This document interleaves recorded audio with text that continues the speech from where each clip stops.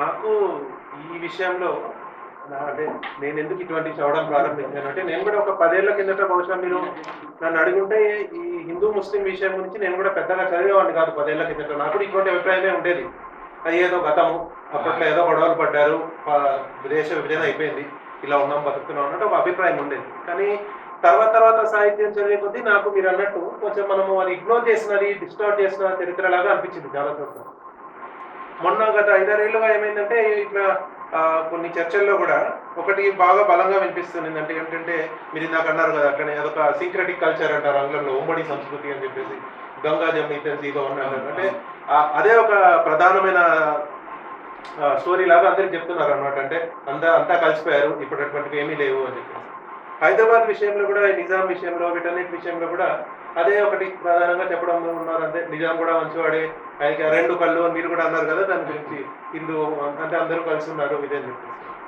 So మొన్న ఆ మధ్యలో కొన్ని చర్చలు జరిగాయి ఇలా సామాజిక మాధ్యమాల్లో. విశ్వనాథ సత్యనారాయణ రోహిత్ మీద గురించి కొన్ని చర్చలు జరిగాయి. అంటే దాని గురించి ఎలా మాట్లాడారు అంటే, రోహిత్ మీదలో కూడా విశ్వనాథ సత్యనారాయణ ఈ ఉమ్మడి సంస్కృతిని సమర్థించారు, అందరూ సుఖంగా సౌఖ్యంగా ఉన్నారని అన్నారు, ఆయన అసలు ఇస్లాం గురించి వ్యతిరేకంగా ఏం మాట్లాడలేదు, ఇలా అన్నారు అన్నమాట. దీని తర్వాత విశ్వనాథ సత్యనారాయణ మీద ఒక సభలాగా జరిగింది. నా ఆంధ్రజ్యోతి ఎడిటర్ ఉన్నారు కదా, ఆయన కె శ్రీనివాస్ గారు, ఆయన కూడా ఇటువంటిదే మాట్లాడారు అనమాట. ఉదాహరణ అదే సంస్కృతి అందరూ కలిసిపోయారు, అసలు అది తేడా లేదు, చాలా సుఖంగా ఉండేవాళ్ళు. ఇట్లా అనేసరికి నాకు చాలా ఆశ్చర్యం అనిపించింది. ఎందుకంటే నేను రోహిత్ మీద చదువున్నాను, నాకు దానికి పోలార్ ఆపోజిట్ దృక్కోణంలాగా అనిపించింది. అందుకని చెప్పేసి నేను సంచికలో ఒక వ్యాసం రాశాను ఈ విషయం మీద, రోహిత్ మీదలో ఇస్లాం ఒక విశ్లేషణ అని చెప్పేసి.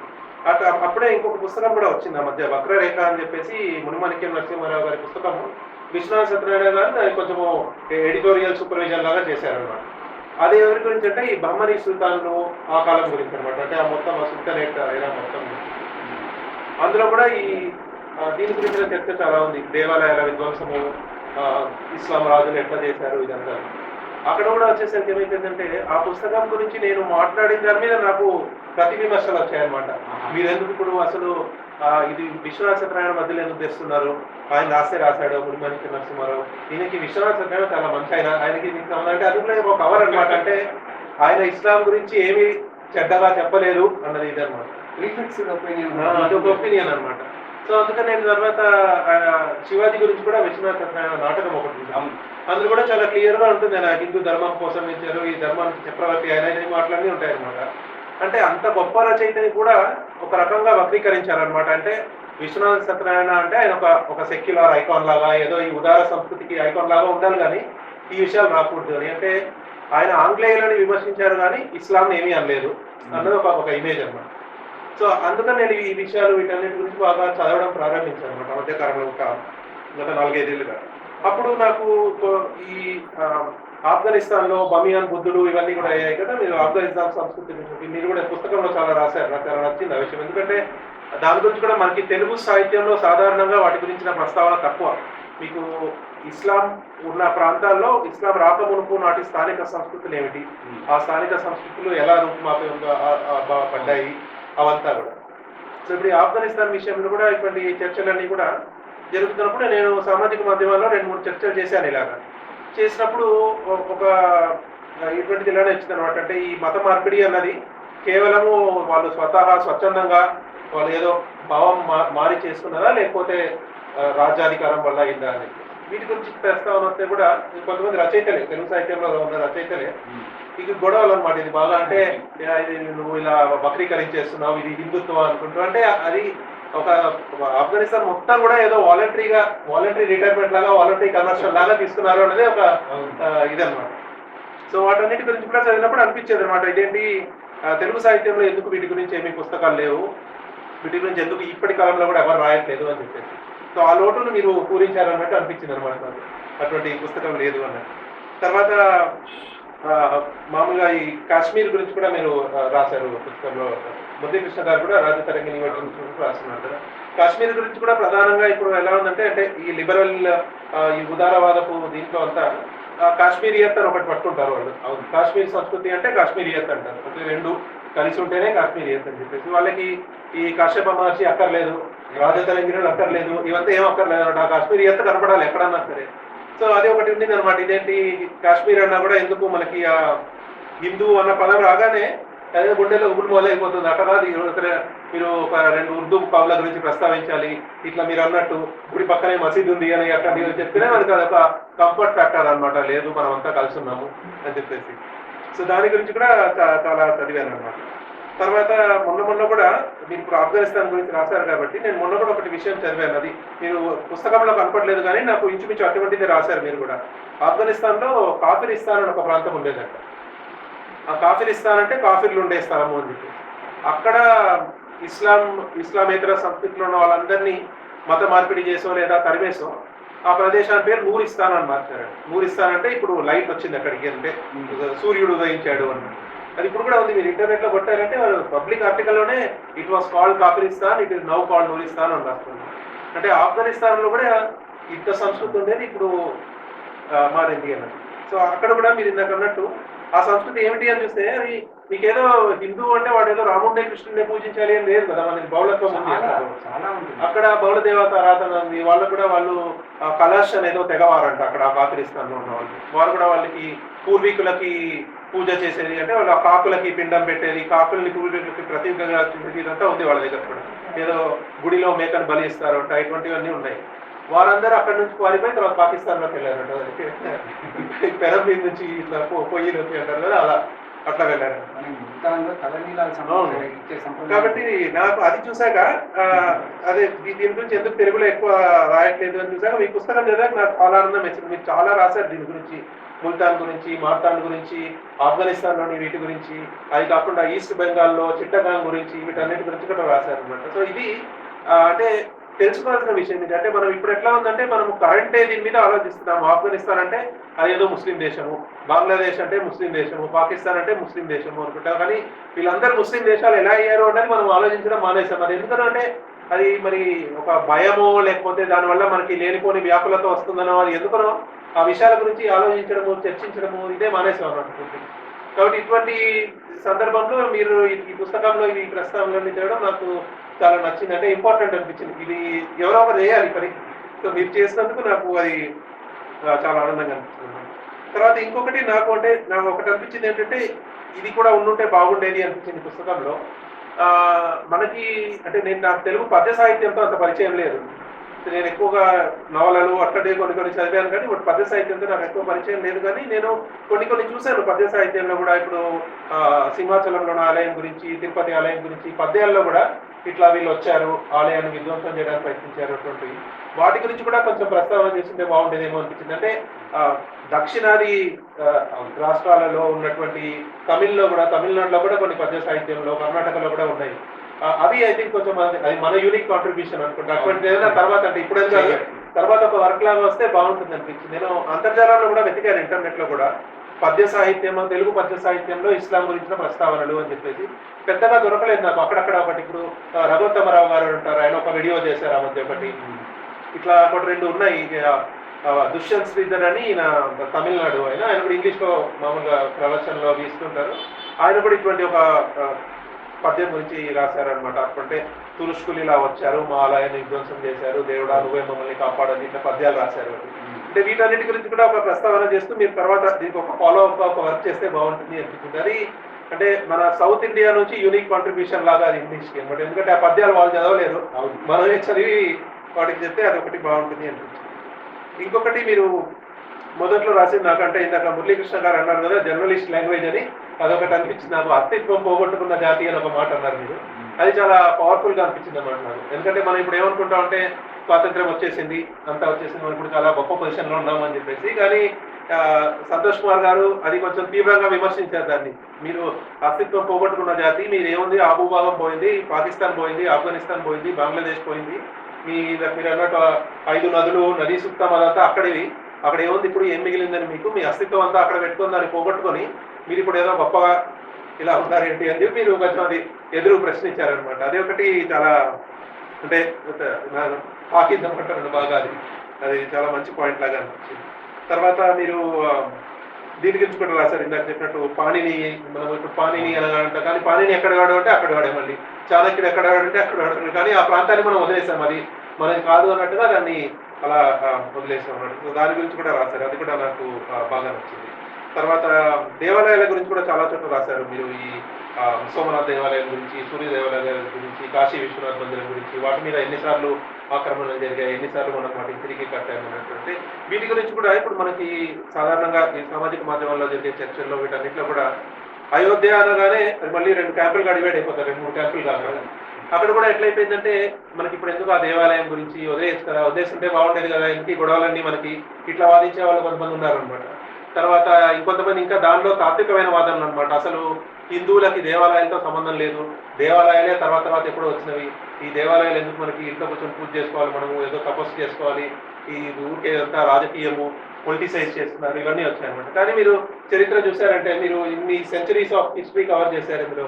సోమనాథ్ ఆలయం గురించి అది ఎన్నిసార్లు దాడులకు గురైంది, ఎన్నిసార్లు మనం కట్టాము, అహల్యాబాయి హోల్కర్ గురించి వీళ్ళందరి గురించి కూడా రాశారు. ఇదంతా కూడా అంటే పాపులర్ మెమరీలో లేదు. ఇప్పుడు మీరు ఆంగ్లంలో సామాజిక మాధ్యమాల్లో కొంచెం పాపులర్గా ఉంటుంది, తెలుగులో నాకు తెలిసి అహల్యాబాయి హోల్కర్ అని చెప్పేసి మీరు ఒక సర్వే లాగా చేశారంటే చాలా మందికి తెలియదు. ఇప్పుడిప్పుడే మేబీ గత 10 ఏళ్లలో కొంచెము ఈ రాజకీయ పార్టీ మారాక కొంచెము స్వాతంత్రం వచ్చిందేమో జనాలు వీటి గురించి ఎక్కువ మాట్లాడడానికి, అప్పుడు కొంతమంది మాట్లాడుతున్నారేమో. కానీ వీటి గురించి ప్రామాణికమైన రచనలు కూడా పెద్దగా లేవు తెలుగులో. ఇట్లా ఈ మార్పుల గురించి, ఈ ఆలయ విధ్వంసాల గురించి, ఇట్లా అదంతా కూడా ఎట్లయిపోయిందంటే అయోధ్య అనగానే అయితే నువ్వు బీజేపీని అన్నట్టు ఏదో రాజకీయ ఇష్యూ లాగా అయిపోయింది. కానీ అట్లా చూడనక్కర్లేదు దీన్ని. మనకు ఈ పార్టీలు పుట్టక ముందు కూడా ఈ గొడవలన్నీ ఉన్నాయి.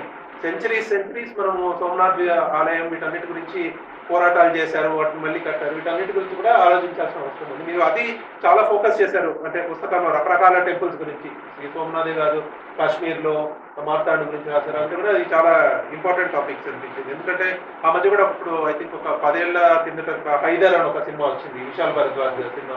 అందులో కూడా సన్ టెంపుల్ ముందు వాళ్ళు అదొక వికృతమైనటువంటి నాట్యాలు చేసి దానికి చాలా విమర్శలు వచ్చాయి. అప్పుడు మాకు పవిత్రమైనటువంటి ఆ గుడి ముందు మీరు ఇటువంటివి ఎట్లా చేస్తారు అని చెప్పేసి. అది చూసినప్పుడు కూడా చాలా మందికి ఏంటంటే అప్పుడప్పుడు ఈ గుడి ఉంది, అదేంటి, ఇది కూడా మన మతమే అన్నది ఆ భావన లేదు. మనకంటే చాలా అంటే నాకు అనిపిస్తుంది మన ప్రాంతాల్లో ఎక్కువగా కొంచెం సంకుచితత్వం బాగా పెరిగిపోయిందేమో అని కూడా అనిపిస్తుంది. అంటే మనకి అంటే నాస్తికులను కూడా అనలేము, దేవుడి భక్తి అంతా ఉంటుంది కానీ ఏదో నేను తిరుపతికి వెళ్తా, అన్నవరంకి వెళ్తా, సింహాచలంకి వెళ్తా, అట్లా ఏదో ఉంటుంది. కానీ అక్కడ ఉండే మార్తాండ టెంపుల్ కూడా నా సంస్కృతే అన్న కనెక్ట్ పోయింది అనిపిస్తుంది చాలా మందికి. అది అదొకటి అనిపించింది. కాబట్టి ఇటువంటి పుస్తకాలు చదవాలని అనిపించింది అనమాట. తర్వాత మీరు ఇంకో 2-3 అంశాలు కూడా రాశారు. అంటే అది కూడా నాకు చాలా అనిపిస్తున్నట, వాడి పాపన వాడే పోతాడు అని అనుకుంటున్నారు. అంటే అదొక యాటిట్యూడ్ మనకి, ఇవన్నీ మనకి ఎందుకండి, వాళ్ళ పాపన వాళ్ళే పోతారు, మనం ఎందుకు ఈ గొడవల్లో అంతా ఇప్పుడు తలదూర్చాలి అని చెప్పేసి అనమాట. తర్వాత పైన దేవుడు ఉన్నాడు అని ఒకటి రాశారు. అది కూడా అంటే మనకి ఎట్లా ఉంటుందంటే మనం దేన్ని కన్ఫ్రంట్ చేయడం ఇష్టపడ్డాం అనమాట. వాడేదో తప్పు చేశాడంటే వాడి పాపన వాడైపోతాడు, దేవుడు అన్ని చూస్తుంటాడు, మన పాటికి మనం ఉందాము, మనం ఏదో మన పూజ చేసుకుందాము, మన ప్రవచనాలు విందాము, ఇట్లా అంటే వీటి గురించి ఆలోచించడము, వీటి గురించి చర్చించడము, ఇదంతా కూడా మనకి ఇష్టం లేదనమాట. అదొక టైప్ ఇన్సులేటెడ్ సెటప్లో అనమాట. అంటే వీటన్నిటికీ అతీతంగా పక్కకు వచ్చి బతుకుదాము అన్నట్టుగా బతుకుతున్నాం మనము. దాని నుంచి బయటపడాలి అంటే ఇటువంటి సాహిత్యం గురించి చర్చలు, ముందు మీరు రాసింది అది ఫస్ట్ స్టెప్. దాని తర్వాత ఎక్కువ వీటి గురించి వ్యాప్తిలోకి తెచ్చి వీటి గురించి చర్చలు అన్నీ జరగాలనిపించింది.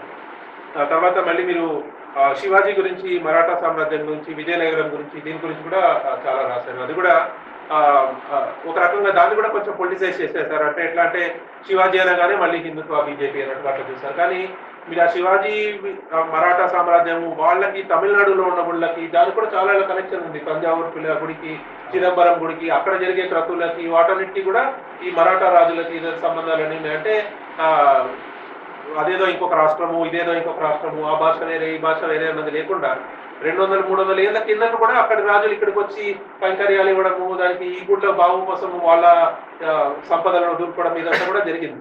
మీరు అది కూడా పుస్తకాల్లో చాలా చోట్ల రాశారు. ఈ భారతదేశం అన్నది ఏదో కొత్తగా పుట్టుకొచ్చిన కన్స్ట్రక్ట్ కాదు, అది ఎప్పటి నుంచో మనకి హిమాచలం నుంచి ఇక్కడ దాకా, ఆఫ్ఘనిస్తాన్ నుంచి బంగ్లాదేశ్ దాకా ఉన్న కనెక్షన్ ఏం చెప్పి.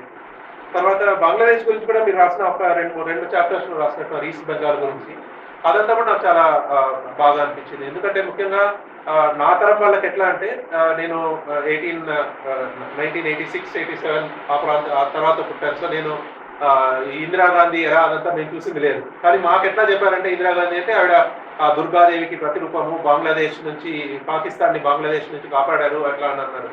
ఇప్పుడు కానీ దాన్ని చూసుకుంటే నా వరకు నాకు బంగ్లాదేశ్కి పాకిస్తాన్కి నాకేం తేడా అనుకోవట్లేదు. అది వెస్ట్ పాకిస్తాన్, ఈస్ట్ పాకిస్తాన్ అప్పుడు ఎట్లా ఉందో ఇప్పుడు కూడా అక్కడే ఉంది. బంగ్లాదేశ్ లో హిందూయిజం ఏం బతికింది, ఏం పెద్దగా బతికింది లేదు.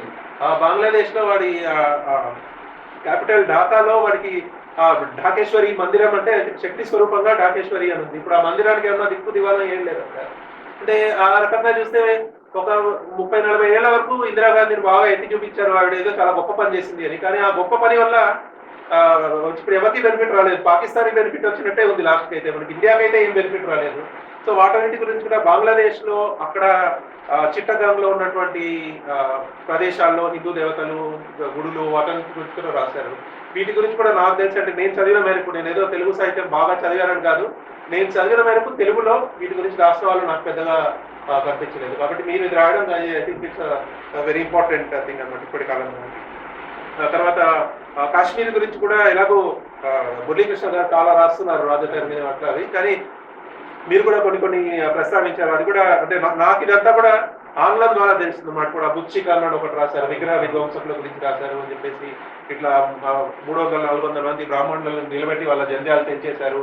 ఇవంతా కూడా నాకంతా కూడా ఇది ఎట్లా తెలిసింది అంటే ఇంగ్లీష్ లో సామాజిక మాధ్యమాల్లో చరిత్ర గురించి జరిగే వాదులాటలు దాని ద్వారా తెలిసిందన్నమాట. కానీ తెలుగులో వీటి గురించి పెద్దగా నాకు తెలిసి రాసిన దాఖలాలు లేవంటే మొన్న ఏదో ఈ కాశ్మీర్ ఫైల్ సినిమా వస్తే కొంతమంది చూసి అట్లా తెలుసుకొని ఉండొచ్చు, లేదా మురళీకృష్ణ గారి లాగా మూలాల్లోకి వెళ్ళి పూర్తిగా రాజతరంగిణి అంతా చదువుతుంటే ఈ చరిత్ర అంతా బయటపడుతుంది. కానీ అదే మళ్ళీ తెలుగులో పాపులర్ మెమరీ అని ఏదైతే అంటామో దాంట్లో మీరు వెళ్ళి బుచ్చికాన్ అంటే మీకు తెలుసా అంటే బుచ్చికానా ఏంటది అని అడుగుతారు, అది ఎవరికి తెలియదు. అవి ఐ థింక్ ఇప్పుడు మీరు అంటే ఇది ఒక పుస్తకం రాయడంతో ఆగిపోదు. ఇలా మనం దీని ముందు చర్చ చేసినట్టు ఇప్పుడంతా ఎట్లా ఉందంటే ఒక ఆథర్ అన్నవాడు ఒక పుస్తకం రాశాడు అంటే వాడు తర్వాత ఒక సంవత్సరం పాటు దాని గురించి రోజు మాట్లాడుతూనే ఉండాలి. అప్పుడే దాని గురించి ఎక్కువ మందికి తెలుస్తుంది, ఎక్కువ మంది చదువుతారు. అందులో తెలుగులో ముఖ్యంగా నాకు అనిపించే సమస్య ఏంటంటే నా తరంకి అంటే నాకంటే చిన్నవారు కొంచెం తెలుగు చదవడం బాగా తగ్గిపోయింది. వింటున్నారు, చూస్తున్నారు, కానీ చదవడం బాగా తగ్గిందని అనిపిస్తుంది. కాబట్టి ఇటువంటి పుస్తకాల గురించి ఎక్కువగా మాట్లాడితే ఓహో ఇలా కూడా ఒక పుస్తకం ఉందా, మేబీ నేను కొంచెం చదువుతాను దీని గురించి అధ్యయనం చేద్దామన్న భావన వస్తే అది బహుశా కొంచెం ఉపయోగపడుతుంది. ఆ తర్వాత చివరిగా ఇంకొకటి ఏంటంటే మీరు ఈ అంటే మొత్తం 662 నుంచి రాసుకుంటూ వచ్చి 1947 వరకు రాశారు. అందులో లాస్ట్ పీరియడ్, లాస్ట్ 1900 to 1947 అంతా కూడా ఈ విభజనవాదం గురించి, సయ్యద్ అహ్మద్ ఖాన్ గురించి, జిన్నా గురించి, వీటన్నిటి గురించి రాశారు. వాటి గురించి కూడా కొంచెం విస్తారంగా ఇంకొన్ని పుస్తకాలు రావాలనుకుంటాం. మన మురళీకృష్ణ గారు మున్షి పుస్తకాన్ని అనువాదం చేశారు. అట్లా ఐ థింక్ ఇంకా కొన్ని పుస్తకాలు రావాలి. ఇప్పుడు ఇటువంటి మున్షి పుస్తకం లాంటిదే ఇదే విషయం మీద హైదరాబాద్ విమోచనము దాని గురించి అఫ్సర్ గారు ఒక పుస్తకం రాశారు. అది ఇంకొక దృక్కోణంలో రాశారు. ఆయన ఇంగ్లీష్లో రాసిన పుస్తకాన్ని ఇప్పుడు తెలుగులో ఎవరు అనువాదం చేస్తున్నారు. అలాగా అది ఆయన అనువాదం అంటే అది కూడా ఒకటి. ఇంగ్లీష్లో చాలా ఉంది సాహిత్యం, ఇదంతా కూడా తెలుగులోకి రావాలి. దీని గురించి కూడా చాలా కృషి జరగాల్సిన అవసరం ఉందన్నమాట. తర్వాత ఇటువంటి ఈయన ఒక పుస్తకం రాశారు, వెంకట ధూళిపాల గారని, తెలుగు ఆయన అమెరికాలో ప్రొఫెసర్. ఆయన మేకింగ్ ఆఫ్ న్యూ మదీనా అని చెప్పేసి ఒక పుస్తకం రాశారు పాకిస్తాన్ గురించి. అంటే పాకిస్తాన్ అన్న దేశాన్ని వాళ్ళు ఒక మదీనాగా ఊహించుకొని చేశారు. అదేదో అంటే ఇప్పుడు మనకి ఎలా ఉందంటే జనరల్గా అంటే రాజకీయాల విషయానికి వస్తే నాకు అర్థమైనది ఈ పాకిస్తాన్ అనగానే ఇదంతా అంటే మీరు అన్నట్టు గాంధీ గురించి రాశారు కదా, నిజానికి గాంధీనే మనం పాటించుంటే అసలు విభజన జరిగేదే కాదు, అందరూ సామరస్యంగా ఉండేవాళ్ళు. ఈ మధ్యలో అనవసరంగా వీళ్ళంతా ఈ హిందుత్వ అనుకుంటూ ఈ గొడవలు చేశారు, దీనివల్ల ముస్లింలు పేటర్ అయిపోయారు, దానివల్ల ఏర్పాటువాదం వచ్చింది అని ఒక ఇది చెప్తారు. కానీ మీరు సయ్యద్ అహ్మద్ ఖాన్ గురించి రాశారు. వాళ్ళందరూ ఇంకా 1900 కంటే ముందే సయ్యద్ అహ్మద్ ఖాన్ అప్పటి నుంచే ఏర్పాటువాద భావనతో ఉన్నాడు. మహమ్మద్ ఇక్బాల్ గురించి అన్నారు. మహమ్మద్ ఇక్బాల్ కూడా అంతే. ఆయన గురించి కూడా మనకి ఎట్లా అంటే మహమ్మద్ ఇక్బాల్ అంటే ఆయన గొప్ప పేట్రియాట్, సారే జహాసే అచ్చా అంతే తెలుసు అందరికీ. కానీ అసలు పాకిస్తాన్ పితామహుడు ఆయన మహమ్మద్ ఇక్బాల్. వేర్పాటువాదానికి పెద్ద దిక్కు ఆయనే. మహమ్మద్ ఇక్బాల్ తర్వాతే జిన్నా కూడా వచ్చేది. అంటే ఆ స్థాయి వ్యక్తి మహమ్మద్ ఇక్బాల్. అది ఎవరికి తెలియదు. అంటే ఆయనే మెయిన్ అసలు. అంటే ideological back bone of Pakistan ఎవరు అంటే మహమ్మద్ ఇక్బాల్ పేరే చెప్పుకోవాలి. ఆ స్థాయి వ్యక్తి ఆయన. కానీ మనకి ఎట్లా ఉంది, ఆయన ఏదో దేశభక్తుడు, సారే జహాసే అచ్చా అంతే, అక్కడతో ఆపేస్తారు అన్నమాట. ఇవంతా ఇగ్నోరెన్స్ అన్నారు కదా, అక్కడికి వస్తుందంటే మహమ్మద్ ఇక్బాల్ గురించి ఆ చరిత్ర చెప్తారనమాట, ఈ చరిత్ర చెప్పరు. అవి చెప్పాలి అంటే వాళ్ళు చెప్పరు, మీరు అన్నట్టు మీరే పుస్తకాలు రాయాలి అంతే. ఇంకా అంటే అలా ఉంది పరిస్థితి. కాబట్టి అది అంటే స్థూలంగా అది నా అభిప్రాయం అన్నమాట. ఇప్పుడున్న సిచ్యువేషన్లో ఇటువంటి పుస్తకాలు ఇంకా ఎక్కువ రావాలంటే ఒక 30-40 ఏళ్ళు దాదాపుగా ఈ నాలెడ్జ్ తెలుగు సాహిత్య లోకానికి దూరం చేసేసుకున్నారు అందరూ కలిసి. అంటే రచయితలు, పాఠకులు, విమర్శకులు, ప్రచురణకర్తలు అందరూ కలిసి అనుకోండి, ఎవరూ రాయలేదు వీటి గురించి. ఇప్పుడైనా కనీసం రాయాలి వీటి గురించి. అది ప్రధానంగా నేను చెప్పదలుచుకున్నది అది.